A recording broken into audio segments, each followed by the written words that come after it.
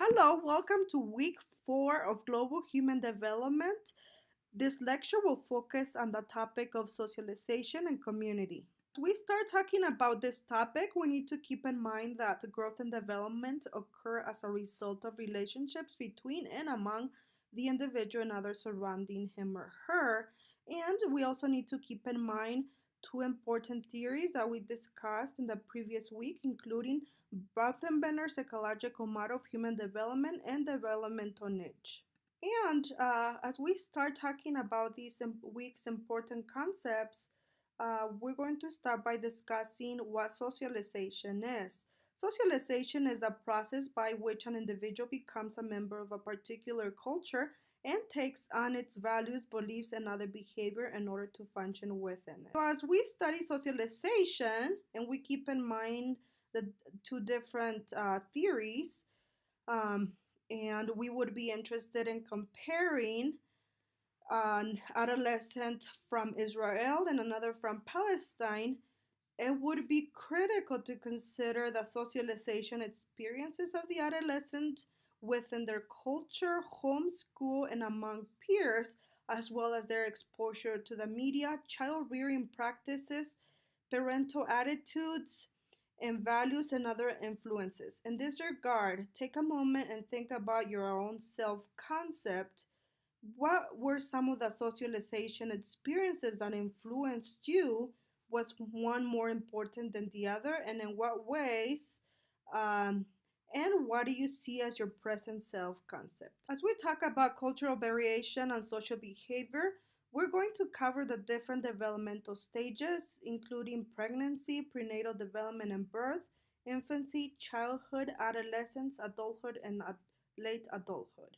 As we think about some of the cultural variations in regards to pregnancy around the world, we can start by thinking about the US. So, if you think about it, here in the US, it is common for people to go and get an ultrasound so that they can find out if they're having a boy or a girl. And they oftentimes have a gender revealing party. And then also, even when, during the time before the child is born, the fetus is referred to as a male or female. And as we think about differing birth plans, so in the Western culture, it is more common, for the deliveries to happen on women's back, attached to a fetal monitor with an IV for delivery of medicine, injection of pain relieving drugs, and administration of an episiotomy to widen the birth area. And I think, some women in the US are now also choosing to go for a natural birth plan, but it is less common than other cultures. As you already mentioned, other cultures, they have their childbirth, they have it in a pool with a midwife or with family helping deliver the baby. So once a newborn arrives, he or she has many basic needs that need or require immediate attention. And some of these needs are met in different manners and they vary across different cultures and often among different ethnic groups, even within a single society. Sigis, a group from the highlands of rural Kenya. After the newborn is born, next to the youngest child continues to sleep with the mother, but now sleeps towards his mother's back rather than the front. And in Japan, it is common for children to co-sleep with parents until age of 6, and sometimes even up to puberty. On the other hand, in the US, it is common either for the infant to sleep in a crib next to the parents or in a complete separate room. We look at the trust and independence as illustrated in the Kipsigis and Japanese examples, then the Western bias inherent in Erickson's theory becomes obvious. In these cultural contexts, social maturation is not associated with increased independence, but rather with increased interdependence within the family. So, in both cultures, infants first develop trust and attachment as a result of sleeping with parents. And some of degree of autonomy and that Kipsigi infants is achieved when breastfeeding ends and the older child is moved from the mother's front to her back to accommodate the arrival of the new baby. In the Japanese culture, in which a mother sleeps with the child for even longer period, interdependence would appear to be even stronger. We need to think about what impacts may these different styles of sleeping habits have on an infant. Is one method better than the other?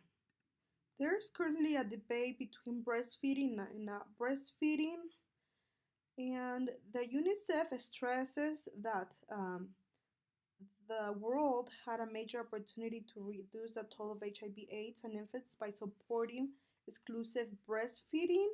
And more recently, the World Health Organization recommends exclusive breastfeeding for infants during the first 6 months to facilitate optimal growth, health, and development. And this is particularly important in the places where there's no clean water and there's a scarcity of food and where formula is expensive. Breastfeeding would make a major difference, particularly in those places. So we know that all babies cry, but what does their crying means? Their crying means um, it's their earliest form of communication, and many times they cry because they're hungry, not feeling well, have they have a wet diaper, want attention, and like I said, there's different ways across cultures how people respond. And what Erickson's theory says, and other research, is that responding frequently to crying appears to promote attachment and assist in resolving the crisis of trust versus mistrust mentioned previously. So, attending to the child's cry will not actually spoil the child, but it will promote attachment between caregiver and baby. So, as children enter elementary school, they become under the influence of two very different socialization agents, teachers and peers. In this setting, the socialization process teaches children more about themselves and how to develop social relationships with adults and with their peers. Another important term mentioned in the book is informal learning. And what informal learning refers to is to the curriculum that is generally picked up by means of observation and imitation. For example, in African and South American tribal groups, young boys learn hunting and fishing skills, as well as methods for navigating their way through jungles and rivers by observing and imitating adult males in their culture. And girls learn cooking and childcare techniques not in school, but by helping their mothers, aunts, and other women in daily activities of family and village life. So, some of these skills are also informally taught to American children. How many of you have gone hunting or fishing with one of your relatives? So, the issue of formal versus informal schooling gives us another opportunity to look at two crises Erickson says are characteristic of the stage of childhood, and these are the initiative versus guilt and industry versus inferiority. To put these two into perspective, let's consider two different cases that are mentioned in your book. One of them, Tamiko, she's age 10 and lives and goes to school in Akita, Japan. And similar to most children in her country, her success or failure depends more on her effort and character rather than her innate ability. And she's learning to work productively in mixed ability groups similar to what she will encounter when she's an adult. For example, cooperation is seen as essential to the success of the group and the individual. In addition, in Japan, it is believed that parents and teachers must coordinate their efforts so that there's a high level of contact between the school and the home throughout the child's formal schooling. Such, For Tamiko and her parents, the academic work comes before anything else and involves long hours of study. In the case of Alexina, she's also 10 years old but lives in Minnesota in the US. And she's also very serious about her education, but in her case, the focus is more on independence and self expression. And she has learned the autonomy and individual achievement are valued over group collaboration, and getting ahead is a personal goal, as characterized by Alexina's ability to take the initiative to complete assignments on her own.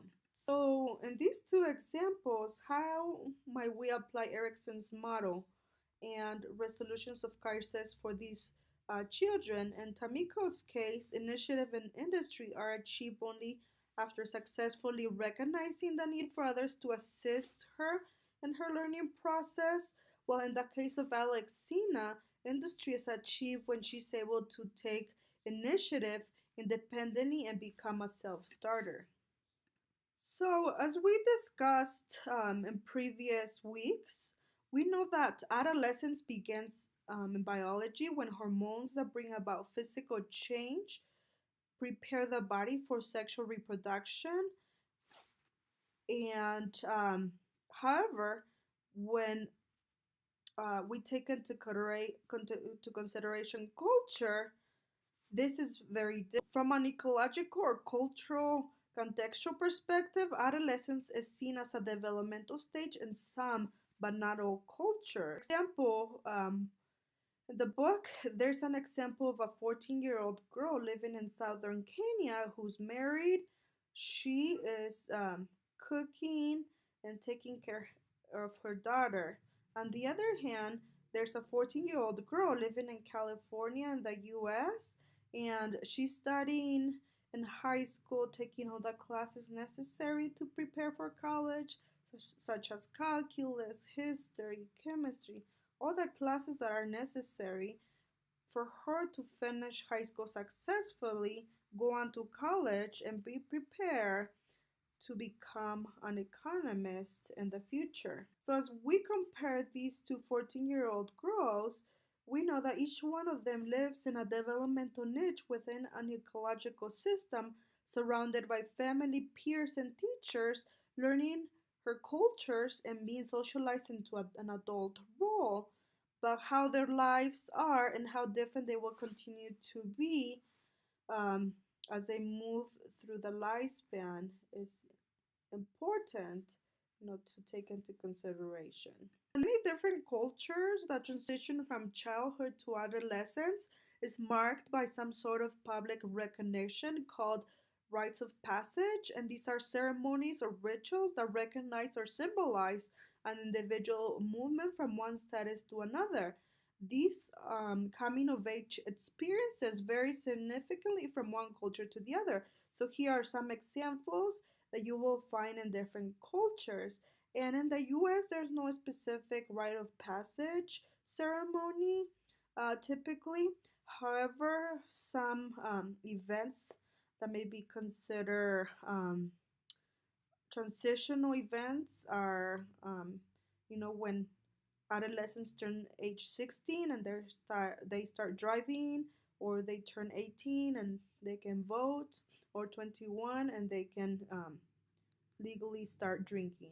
In many respects, achievement of identity is less ambiguous in traditional non-industrialized societies because rites of passage are clearly defined and adolescents know what is expected of them to become an adult. However, in industrialized societies, like for example in the US, like I said, there's truly no, rites of passages. And as such a result, there's more ambiguity in terms of how identity is defined and achieved.